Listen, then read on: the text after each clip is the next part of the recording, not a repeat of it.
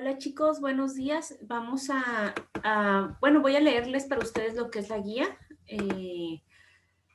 lo que es la guía de historia, para que puedan ustedes pues escucharla y de alguna manera que les sirva de repaso un poquito más extra de la lectura que ustedes ya debieron haberle dado. ¿Sí? Primero vamos a empezar con los últimos temas y nos vamos a ir con los primeros. Primero empezaremos con el tema de la unificación alemana. Sí, este periodo va de 1850 o a mediados del siglo XIX hasta 1871. ¿Sí? Acá fue un proceso en el que 39 estados muy similares entre sí, con los mismos valores, el mismo idioma, querían pertenecer a un solo país. Entonces, el proceso de unificación consistió en varias batallas. ¿Por qué batallas? Porque el Imperio de Austria y el Reino de Rusia tenían este mismo proyecto en común, pero ambos querían dirigirlo. Hay tres fases. En la primera, Prusia pelea con Dinamarca. En la última, Prusia pelea con Austria. En ambas gana Prusia. Pero en la segunda, cuando le ganan a Austria, quitan a Austria del proyecto, lo desaparecen y se empiezan a reunificar estos territorios juntos.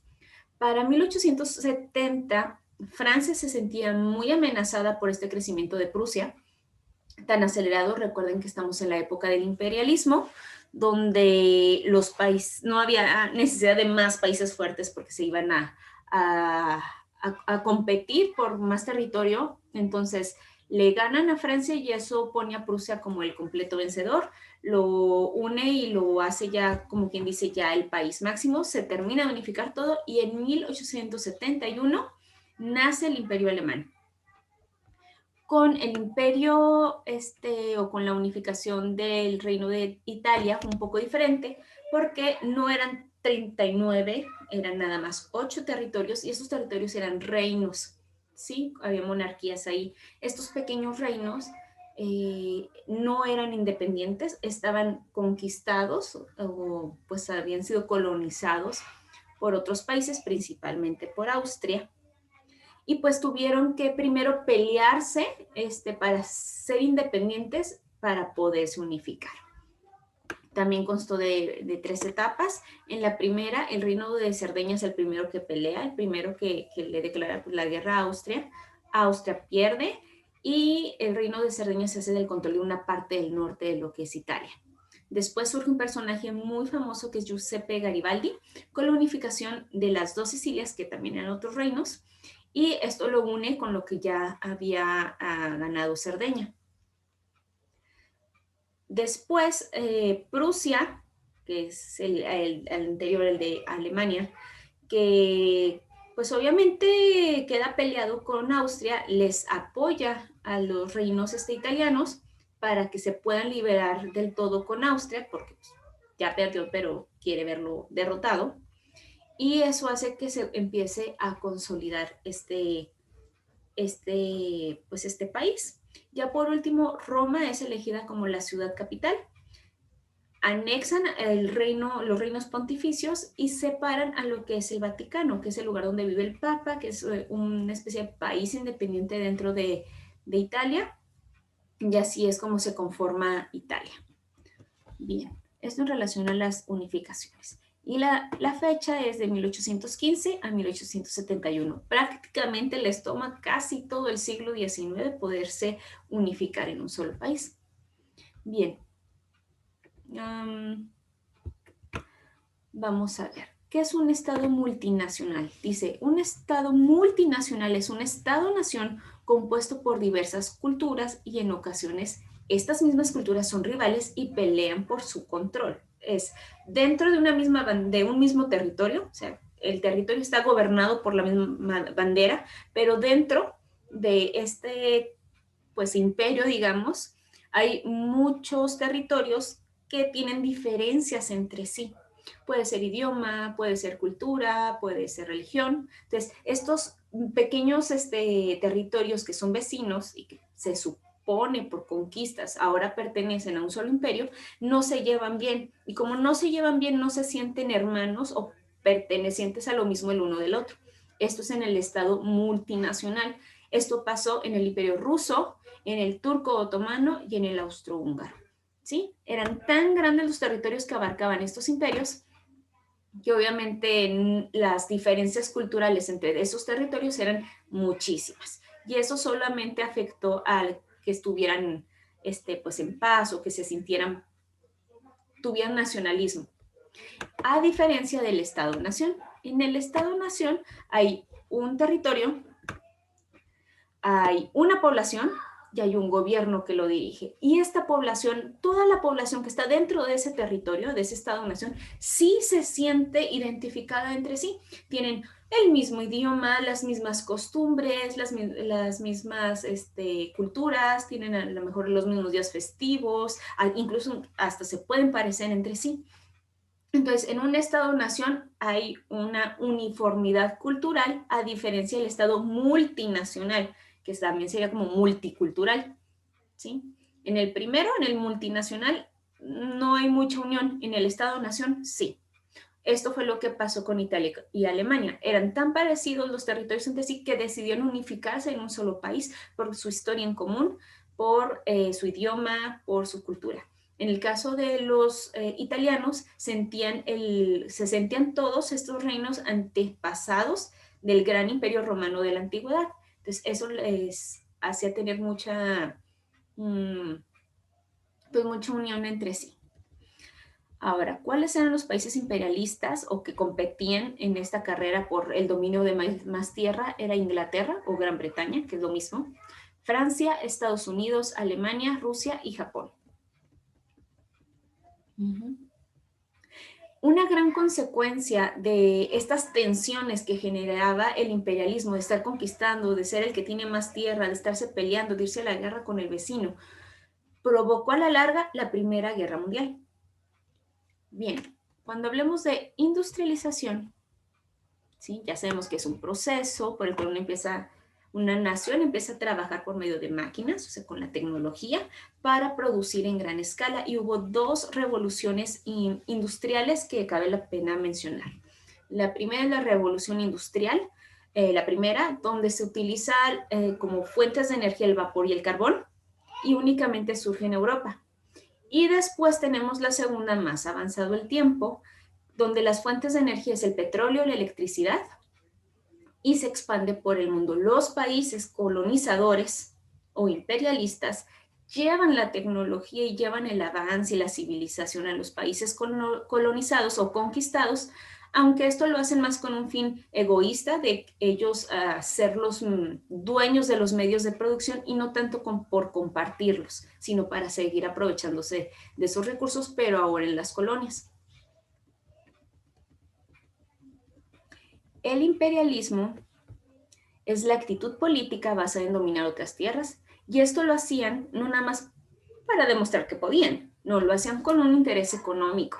¿Sí? A la hora de producir en la industrialización tenían exceso de productos. Entonces, ¿cómo le hacían con ese exceso de productos? Pues necesitaban más personas para vendérselos. Ahí están las personas de las colonias. Ahora, necesito seguir haciendo más productos. ¿Cómo le hago si ya no tengo recursos naturales? Pues ahí están los países de los recursos, perdón, de los países que yo ya conquisté. Entonces, el imperialismo sirvió de mucho a la industrialización y la industrialización al imperialismo. Acá tenemos otros dos sistemas de los que es importante hablar. El mercantilismo, que fue la acumulación de oro y plata. ¿Sí? Esto fue mucho antes del imperialismo y de la industrialización, donde nada más se buscaba conseguir oro y plata y así la gente era rica. Ya con el nacimiento del sistema capitalista, con la industrialización, se dieron cuenta que la riqueza estaba en la producción, en tener bienes, en tener capital, en tener tiendas, tener fábricas, y que el dinero estuviera fluyendo, no nada más en una bóveda como Macpato rico, rico Macpato, donde ahí estuviera el metal acumulándose. No, el dinero tiene que fluir. Y esto provoca también este otro sistema que es el liberalismo, donde es una doctrina económica y social a finales del siglo XVIII, donde marca la libertad, tanto la libertad social del individuo, que ya no va a estar sujeto a un rey mandón en el tema del absolutismo, pero también una libertad económica, de que la gente ya no va a buscar el medio de volverse rica de manera libre sin que el Estado, el rey o el gobierno intervenga. ¿Sí? La acumulación de propiedad privada, de invertir dinero, este tipo de decidir dónde vas a meter tu dinero y de dónde vas a generar la riqueza. Y por último, chicos, el tema de la Revolución Francesa. La fecha es el 14 de julio. Había habido confusión entre junio y julio, es julio de 1789. Su lema es la libertad, la igualdad y la fraternidad. Los personajes es Luis XVI, María Antonieta, que eran los rey y reina de Francia, Maximilien Robespierre, que era un político y líder jacobino. Había dos bandos, los jacobinos y los girondinos. Los girondinos sí apoyaban a la monarquía, solo querían que el rey pues, le bajara 2 rayitas. Los jacobinos no querían el rey y querían pues, una república o un sistema democrático para Francia. Obviamente Robespierre era antimonárquico y pues bueno, él fue el que se encabezó de dirigir la ejecución de Luis XVI y de María Antonieta en la guillotina. Y no únicamente esta ejecución, sino que durante el mandato de Robespierre, acá lo tengo, ¿sí? Él se encargó pues, de generar terrorismo de Estado. El terrorismo genera terror, genera miedo para tratar de controlar a la gente. ¿Y cuál fue el mecanismo de control? Bueno, la guillotina, ¿sí? Yo ya había explicado esto en clase, se llevaban a muchos líderes o opositores políticos, traidores a la democracia y a la revolución, a cortarles la cabeza. Esto generó tanta especulación, tanto miedo en los políticos, incluso aliados de Robespierre, que pues a la larga Robespierre terminó siendo ejecutado también en la misma guillotina. Una manifestación importante, similar a la del motín del Té en la independencia de las 13 colonias, pero ahora en la Revolución Francesa, fue la toma de la Bastilla, donde la gente se mete a la fuerza a la prisión con este nombre de la Bastilla y tratan de liberar a todos los reos que estaban ahí porque eran prisioneros, porque eran opuestos al rey. ¿Cuál fue la causa o cuáles fueron las causas para que se diera la Revolución Francesa? Bueno, fue que la monarquía ya no generaba respeto, principalmente porque la monarquía no se preocupaba por su pueblo. ¿Sí? Estaban pasando por una sequía y una hambruna terrible y ellos seguían haciendo fiestas, seguían comiendo pastel, seguían gastando dinero a lo loco. Y pues la gente se empezó a dar cuenta de que pues, los reyes no se estaban preocupando por sus súbditos. Obviamente las ideas del liberalismo y de la ilustración, donde hablaban acerca de la libertad, del ciudadano, del razonamiento, tuvieron mucho que ver. La gente se enoja porque los reyes, para seguir viviendo su vida bonita, vivir a lo lindo, tuvieron que poner impuestos y la gente dice, no puedo comer, mis hijos están muriendo de hambre, tú para hacer una fiesta me quitas dinero. Dice, pues no, compa, así no jugamos.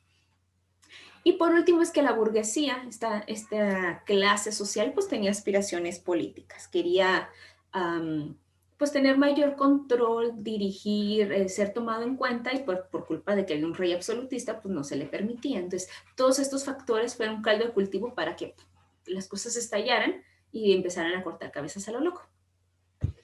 Las consecuencias de la Revolución Francesa fue el fin del absolutismo. Obviamente las demás monarquías europeas se asustaron con lo que le hicieron al rey y a la reina. Dijeron, no, yo quiero todavía mi cabecita aquí.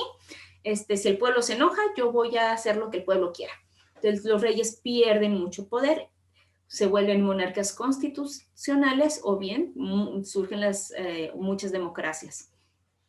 Surge la Declaración de Derechos Humanos y del Ciudadano, que aunque si bien no tiene efecto de manera inmediata, es la base para que ahorita nosotros sepamos que como seres humanos tenemos derecho de libertad, de pensamiento, de credo, que tenemos dignidad. Todas esas cosas ahorita las sabemos y es casi imposible suponer que en algún momento no se nos ocurrió que eso fuera parte de nosotros hasta ese momento. Y por último, pues surge el Imperio Francés y las guerras napoleónicas. Esas son consecuencias. Hasta aquí es la guía, la explicación de todo. Yo espero les haya gustado, lo hayan entendido y pues bueno, que les vaya muy bien el día de mañana. Chao, chicos.